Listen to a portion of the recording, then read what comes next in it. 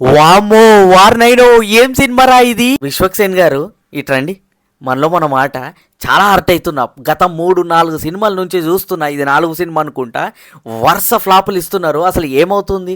Cinema release చేస్తున్నారు. Cinema release చేసిన తర్వాత సినిమా రిలీజ్ చేసేదానికన్నా ముందు చేసే ప్రమోషను, ఆ హంగామా ఏదైతే జోష్ కనబడుతుందో, సినిమా చేసేటప్పుడు ఏమవుతుందో నాకైతే అర్థం అవ్వట్లేదు. అసలు ఒకదాని మించి ఒకటి నువ్వు ఇట్లా ఫ్లాప్ అవుతావా, దీన్ని మించిన ఫ్లాప్ ఇంకో సినిమా అవుతా అన్నట్టు మీ సినిమాలు ఉంటున్నాయి.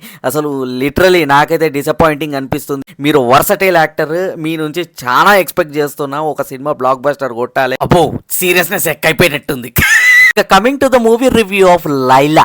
ఇది లైలా కాదు, జనాల ముఖం మీద, అంటే మన ముఖం మీద రుద్దబడిన మైలా. కథ విషయానికి వచ్చేసినట్లయితే మన Vishwaksen model Sonu model.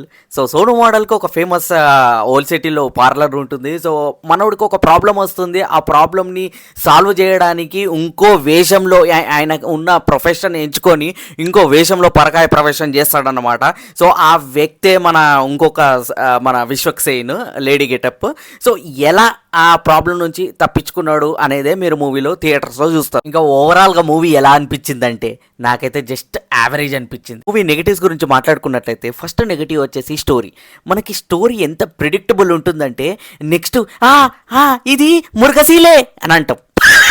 Movie second minus వచ్చేసి ఆ స్క్రీన్ ప్లేయర్స్, డైరెక్షన్, ఆ సినిమాటోగ్రఫీ కానీ లిటరల్లీ ఒక సినిమాకి ఇన్ని ఫ్లాస్ ఉంటాయని మాత్రం నేనైతే ఎక్స్పెక్ట్ చేయలేదు. అందులో ఉన్న ముఖ్యంగా మేజర్ వచ్చేసి ఆ సినిమాలో నటించే కో యాక్టర్స్ ఎవరైతే ఉంటారో, నవ్విపించేటోళ్ళు కామెడియన్స్. సో వాళ్ళు మనల్ని అయిపోయాలా కదా, వాళ్ళు చోంగా కారుచుకుంటా సినిమా అంతా అలా ఒకటి డైలాగ్ చోంగా కారుచుకున్నాడు, అదొకటే ఇచ్చిండ్రు. అదే కాకుండా విచిత్రం ఏంటంటే వాళ్ళు మనల్ని అయిపోయడానికి కదా వాళ్ళు ఉన్నది. సో వాళ్ళనే నవ్వుకుంటారు విచిత్రంగా. నేను నా పక్కన ఉన్నాడు మాత్రం మేము ఇద్దరం మోకాలు చూసుకున్నాం ఇట్లా. ఏం చేస్తాం మరి. ఓకే, ఎక్కడన్నా స్టోరీ వీక్ ఉంటే ఎగ్జిక్యూషన్ తోటి మనకి సినిమా హిట్ అవుతుంది, ఎగ్జిక్యూషన్ వీక్ ఉంటే స్టోరీ బలం ఉంటుంది. ఇక్కడ ఏంటంటే 2 బిస్కెట్ అయిపోయినాయి. మరి ఈ సినిమా దేనికోసం చూడాలరా అని అంటే అక్కడికే వస్తున్నా. మనకి సునిశ్చిత్ క్యారెక్టర్ ఒకటి ఇంట్రడ్యూస్ చేసింది, అది బాగానే అనిపించింది ఆ క్యారెక్టర్ మాత్రం. అదే కాకుండా మన లైలా క్యారెక్టర్ బాగుంది. అదే కాకుండా మనకి ఇందులో కోయ్ కోయ్ కోటి కోయ్ అనే ఒక పాట బాగా ఫేమస్ అయింది. ఆ పాటకి తాత కూడా డాన్స్ చేసింది థియేటర్లో. నేనైతే మూవీ ఎటువంటి ఎక్స్పెక్టేషన్స్ పెట్టుకోకుండా పోయినా నాకైతే యావరేజ్ అనిపించింది. మీరు కూడా ఎటువంటి ఎక్స్పెక్టేషన్స్ పెట్టుకోకుండా పోయి చూడండి.